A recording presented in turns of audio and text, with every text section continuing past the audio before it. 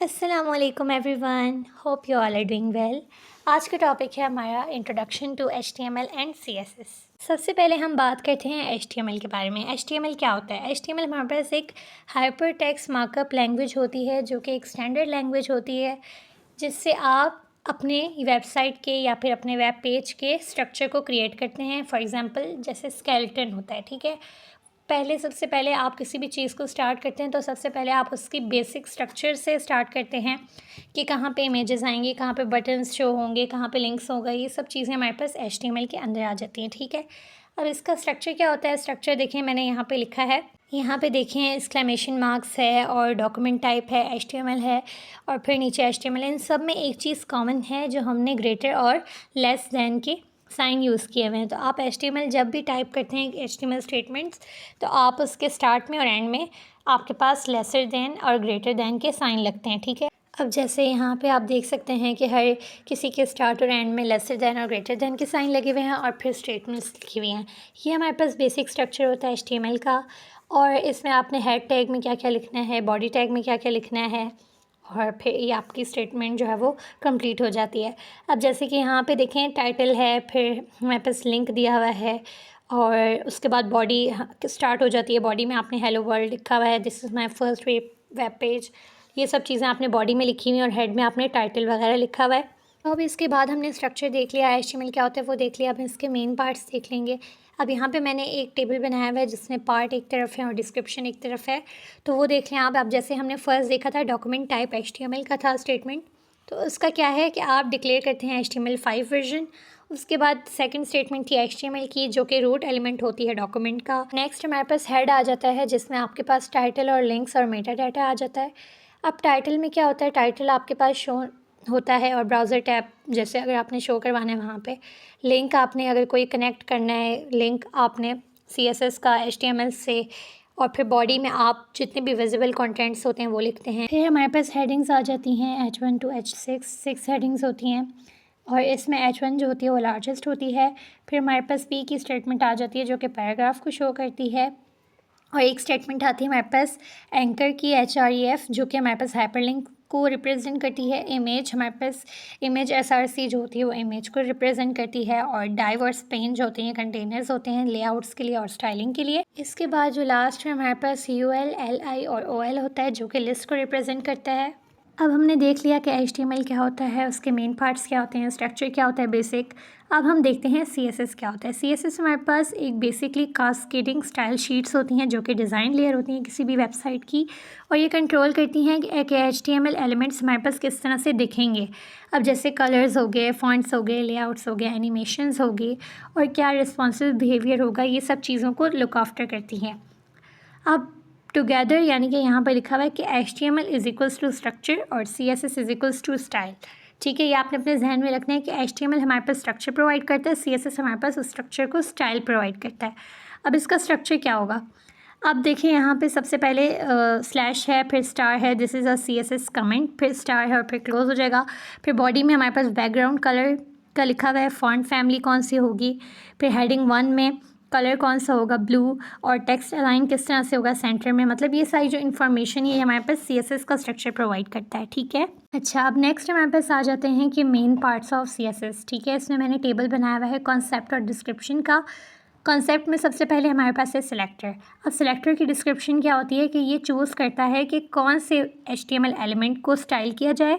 For example H1 को, H2 को, मतलब किसको स्टाइल किया जाए, ठीक है। ये सिलेक्टर होता है। उसके बाद प्रॉपर्टी क्या करती है कि ये एक्सपेक्ट करती है कि आपने क्या चेंजिंग्स करनी है, ठीक है। मतलब कि कौन कौन से एस्पेक्ट्स को आप चेंज कर रहे हैं, जैसे कि कलर हो गया, फॉन्ट साइज़ हो गया, मतलब आप किस चीज़ को चेंज कर रहे हैं ये आपको एक्सपेक्ट करती है प्रॉपर्टी। वैल्यू क्या होती है?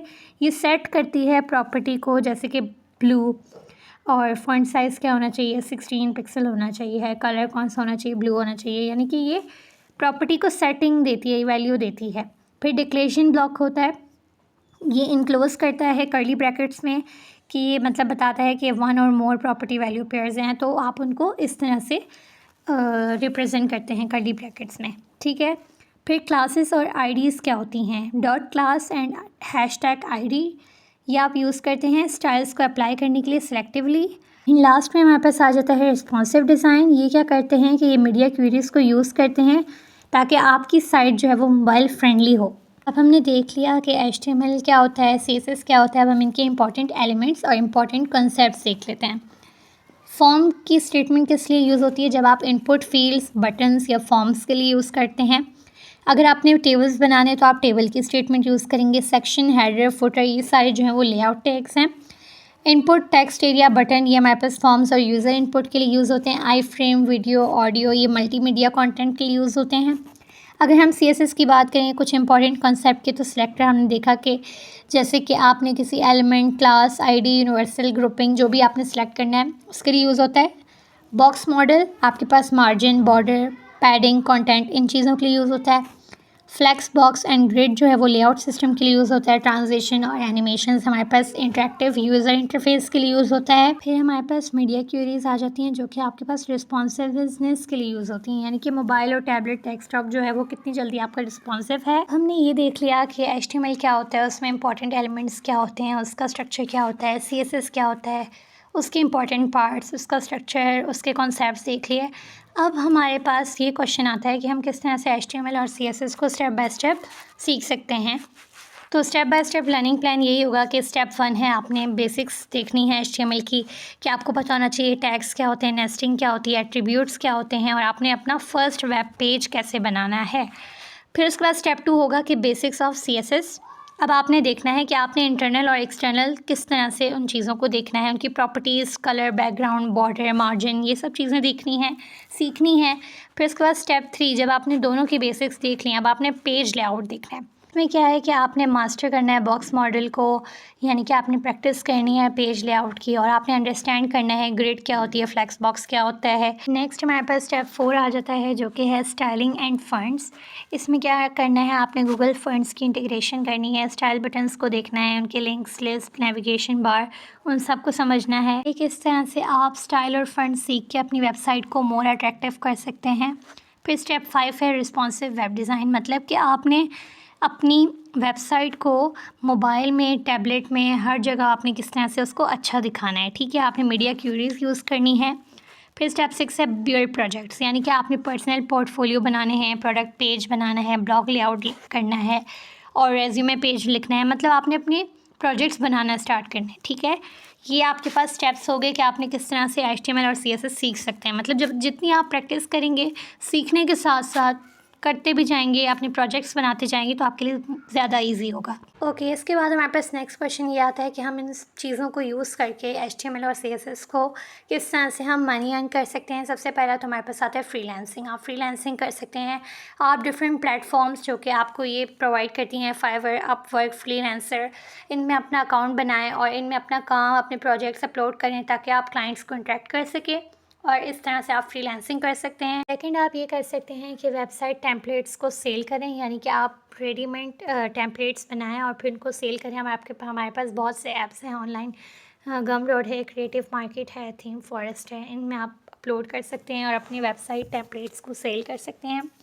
फिर क्लाइंट वेबसाइट, यानी कि आप डिज़ाइन करें website for local business, schools, portfolio pages, और डिफरेंट आप कर सकते हैं उनके लिए डिज़ाइन। फिर आपके पास क्रिएट ट्यूटोरियल्स, यानी कि आप यूट्यूब ट्यूटोरियल्स भी बना सकते हैं या फिर अपना ब्लॉग स्टार्ट कर सकते हैं HTML और CSS टिप्स एंड प्रोजेक्ट्स में। और फिर आप अप्लाई भी कर सकते हैं जॉब्स के लिए, यानी कि ऑफलाइन भी, या फ्रंट एंड डेवलपर या जूनियर डेवलपर, कहीं पे भी। UI designer, web designer, junior web developer, यानी कि बहुत सी पोजीशन आप हासिल कर सकते हैं सिर्फ़ और सिर्फ HTML और CSS को अच्छे से सीख के उनके प्रोजेक्ट्स बनाएं, उनकी प्रैक्टिस करें ताकि आप इसके ज़रिए कमा सकें। ठीक है, अब HTML और CSS क्यों इंपॉर्टेंट होती है, इसके बहुत सी रीज़न्स हैं। ईज़ी टू स्टार्ट होती है, करियर स्टार्टर के तौर पे भी सही है, कोर वेब टेक्नोलॉजी है, यानी कि हर जगह यूज़ होती है, यूनिवर्सल स्किल है, यानी कि आप emails, landing page, web pages, web apps बहुत जगह पे यूज़ कर सकते हैं। और आप एक डिजिटल प्रेजेंस भी बना सकते हैं अपनी, यानी कि आप अपनी अलग से वेबसाइट बना सकते हैं, अपने ब्लॉग बना सकते हैं, अपना पोर्टफोलियो बना सकते हैं। बहुत से फ़ायदे हैं इसके, तो ये बहुत इंपॉर्टेंट है आजकल के दौर में, तो बहुत ज़्यादा। तो इसलिए ये सीखना आपके लिए बहुत बेनिफिशियल रहेगा हर फील्ड में। तो ये थी मेरी आज की वीडियो। हमारा आज का टॉपिक था HTML और CSS। तो मैंने ये सारे इसके एस्पेक्ट्स कवर किए हैं कि HTML क्या होता है, CSS क्या होता है, इसके मेन पार्ट्स क्या होते हैं, स्ट्रक्चर्स क्या होते हैं और ये क्यों ज़रूरी होता है और ये कहाँ कहाँ पे हम यूज़ कर सकते हैं। तो होपफुली इस वीडियो से आपको हेल्प मिली हो। और साथ साथ मैंने ये भी बताया है कि किस तरह आप स्टेप बाय स्टेप फॉलो करके HTML और CSS को सीख सकते हैं। आपके पास यूट्यूब पे भी बहुत ऑनलाइन फ्री कोर्सेज़ हैं, वो आप ग्रैब कर सकते हैं। नेक्स्ट वीडियो के लिए अल्लाह हाफ़िज़। अपना ढेर सारा ख्याल रखिएगा और अपनी दुआ में याद रखिएगा।